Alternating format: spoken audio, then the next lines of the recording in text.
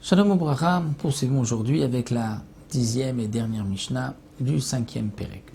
Après avoir vu comment on procédait pour égorger le Korban Pessah, asperger son sang, on lui enlevait la peau comme nous l'avons vu, il fallait maintenant prendre les hémorim, les morceaux qu'on doit brûler sur l'autel, sur le misbéach. Voici donc le Tana qui nous dit que Rao ont déchiré le Korban Pessah, Ve'otsi emorav, et on sortait les hémorim. Hémorim, c'est-à-dire les morceaux marqués, morts qui sont marqués dans la Torah qu'on devait brûler. Généralement les intestins, les graisses. Netano bamagis, on les mettait dans un plat. Ve'iktiran al gaba misbeach, et le Kohen devait les brûler sur le misbeach, sur l'autel. Comme nous l'avons vu plus haut, le Korban Pessah était divisé en trois groupes, en trois parties. On divisait tout le clan d'Israël. Et chaque partie était composée de centaines, de milliers d'Israël qui apportaient leur korban.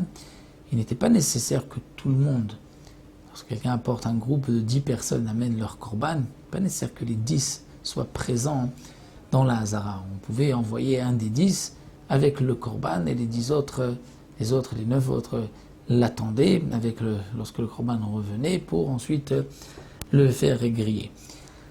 Lorsque le premier groupe avait terminé, si c'était un Shabbat, le 14 Nissan, donc on ne pouvait pas sortir, il y avait une interdiction de Tiltoul de sortir le Korban Pessah du Beth Amikdash jusqu'à la tombée de la nuit. C'est-à-dire, tant que la bête était vivante, on pouvait la faire monter au Beth Amikdash, mais une fois qu'elle était morte, il fallait la porter et on ne pouvait pas Shabbat. Donc comment on faisait? Yatzta Kat Rishona, le premier groupe sortait, Viashvala Ba'arabait, et il s'installait au Harabaït, donc à cette partie autour du Beth Amikdash qui est appelée Harabaït, qui jusque là-bas on pouvait porter, après on ne pouvait plus.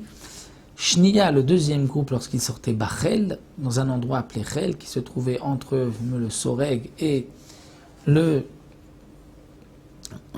début de la Hazara.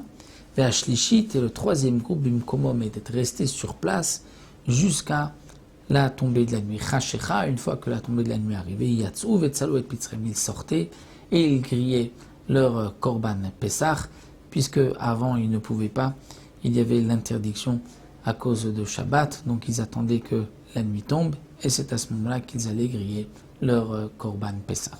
Voilà, nous avons terminé le 5e Pérek, et on poursuivra avec le 6e, 7e, qui concerne aussi le Korban Pessah, comme nous verrons Bezrat Hashem par la suite.